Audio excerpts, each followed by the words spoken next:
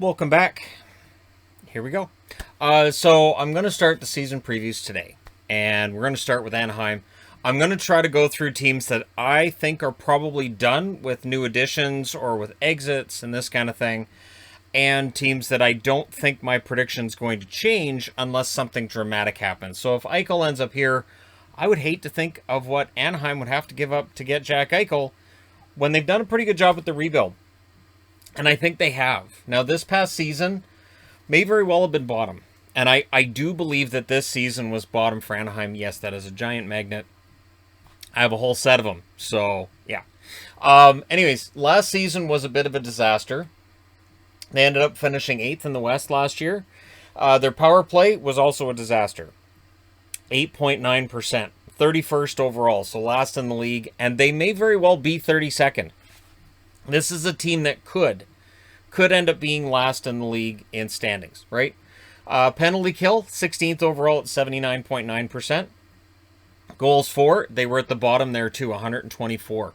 Goals are an issue for Anaheim, have been for a few seasons now. I don't know that changes this year, but I know there are some intriguing options for them up front, and so we'll see whether or not any of that changes. Goals against, they were 23rd in the league at 177. I'm honestly a little bit surprised it's not worse. However, their goaltending was pretty good throughout. Stolarz being kind of an unsung hero for them when he got his opportunity. We'll see how many games he gets this year or if he's usurped. But we'll get to that. So notable draft picks since 2015, right? So these are the draft picks that I wanted to take note of since the 2015 season up until 2020. The 2021 draft, we'll get into the 2021 draft probably next year for those season previews. So Jacob Larson was drafted 27th in 2015. He is still on their depth chart. He is probably second, third pairing, probably third if the blue line ends up being where they want it to be. Troy Terry at 148th overall. 2016, they drafted Max Jones at 24. They drafted Sam Steele at 30 and Josh Mahura at 85. 2017, 50th overall, they drafted Comtois, and that looks like it's a steal as well, considering the numbers he put up last season. 2018, I should say, Lundestrom was drafted 23rd, Grew was drafted 54th, may push his way into the lineup at some point soon, and Dostal was drafted 85th, and he may get his opportunity soon. He's the guy who may end up usurping Stolarz, right? 2019, Zegras at number 9 and Tracy at number 29. And Tracy signed to a contract. I don't have him on the board other than here. Again, there are a lot of good young players who could push their way onto this roster. If you can score, you may get an opportunity to play for the Ducks this year. The 2020 draft, Jamie Drysdale was drafted at 6, Perreault drafted at 27, Colangelo at number 26. What stands out to me with these draft picks, they haven't really had, and I know if you're a Ducks fan, you know this, they haven't really had that number one choice pick in a draft. So if they finished last this year and somehow got that number one draft pick, that would go a long way to getting this team out of the rebuild and back into a playoff spot, right? Because it does feel like that's where there's still a weakness, even when you look at the prospect pool, that number one center, that number one guy, it may end up being Zegras, but seriously, they really, really want to, I would think, get that number one draft pick this year. I do. I think that's the plan. The exits, there are a few. Danton Heinen went to Pittsburgh. Miller ends up retiring. So Ryan Miller's gone. Hayden Fleury taken by Seattle. Ben Hutton's UFA. Rowney's a UFA as well. And there's no notable vets really that have been added by the Ducks this year. So it's been basically a year where they've shed some players, and they're going to be counting on increased production from the kids. So the last 3 years, they were 35, 37, and 10. In 2018, 2019, they were 6th in the Pacific. 2019, 2020, they were 29, 33, and 9. Again, 6th in the Pacific. This was a disastrous year for them. They finished 17, 30, and 9. They were 8th in the West. So I'm expecting probably a poor season overall. And yet, that winning percentage last year, they should be a little bit better than that, I would think. So when you look at their forward group, now what I've done here is I've put blue arrows pointing up or pointing down. Pointing up means they may be counting on more production from them this year than what they got last year. These are generally going to be younger players. And the down arrow is it's a veteran that you know you're going to probably get less from. So Comtois, 56 games, 16 goals, 17 assists, 33 points. He was their leading scorer this past season. Jones, Volkov, I think they want increased production from these guys. Delorier, not a production guy. He can, at times, get hot offensively. It can happen. Not for long, but he can produce. But he's known more for the fisticuffs, right? Zegras may be playing a very prominent role for this team this year, and we'll see whether or not the second half of the season, where he came back into the league and he looked pretty good, is Zegras as he's going to be this year, or if it's going to be the one that struggled a bit that first go-around and then went down to the AHL, moved to center spot, and it worked out pretty well for him. Lundestrom, I think they'll be counting on a little more from him as well. Getzlaf, we know Getzlaf's in decline. They know that. Getzlaf's aware of that too.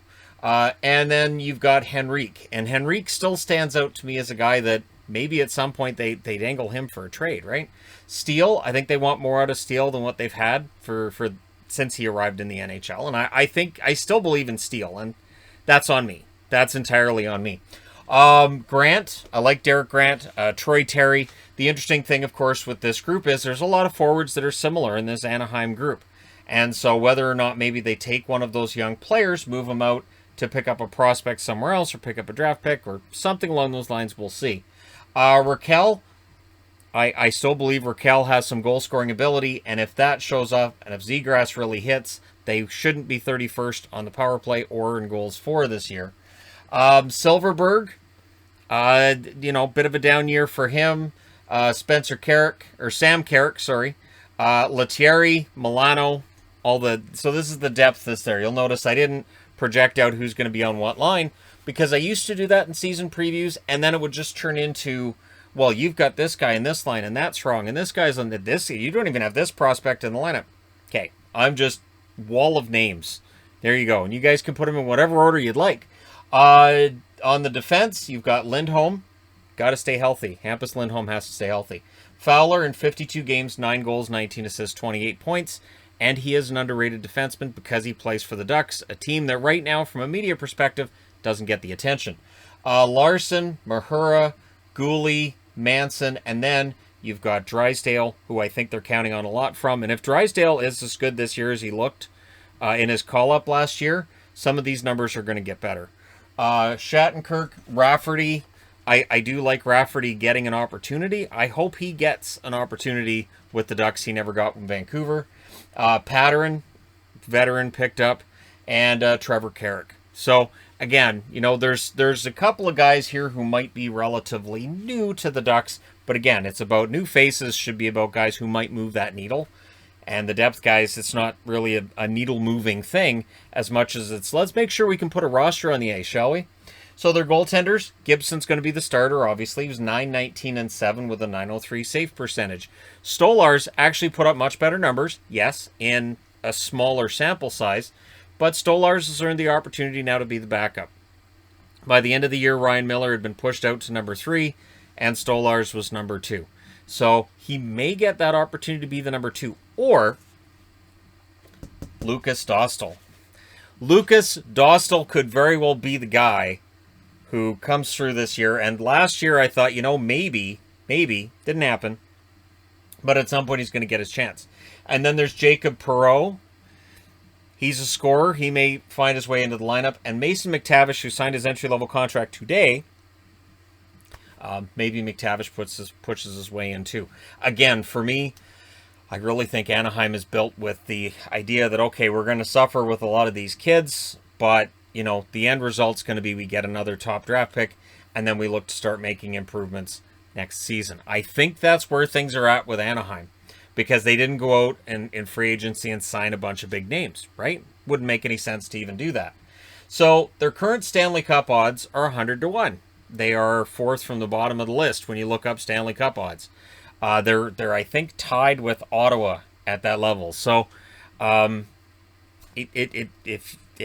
wouldn't recommend it. I wouldn't recommend betting on them. Their last Stanley Cup was their only Stanley Cup in 2007, And it's been a long time now since 2007. We are currently 14 years out. It'll be 15 years out when we hit the playoffs next season.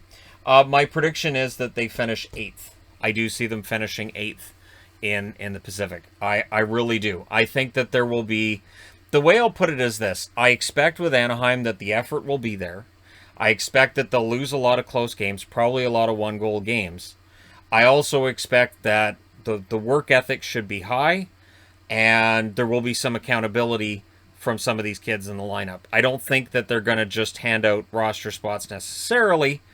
I think it's going to be earned, and I think there's going to be some good competition here between the kids as to who gets that power play time to try to turn that number around, and who gets those opportunities to get goals to, again, turn that number around. Playoffs over the last 3 years, it's pretty easy for me to describe the playoffs for them, since there hasn't been a playoff appearance for the Ducks in the last 3 seasons. I don't foresee one this year either. And again, I think this is probably the least controversial way for me to start the season previews, is with an Anaheim team that I think we all understand is still in the midst of a rebuild. And while they're still in the midst of a rebuild, if you're waiting for the general manager to get fired, you might be waiting a while, because usually the firing would take place either if the rebuild doesn't look like it's going anywhere, or if it was supposed to be over and it's not yet. And it doesn't feel like this one's over yet. And again, they've only had 2 top 10 picks. The highest they've picked in the draft is number 6. This year's draft is pretty deep. They'd really like to get number 1, but anything in the top 5 should yield them a star player. But we'll see what happens. Let me know your thoughts in the comment section below, as always. Don't forget to hit like and subscribe if you're browsing your way through. You just happened upon this video. Thank you guys so much for watching, for all your support. I will talk to you again soon.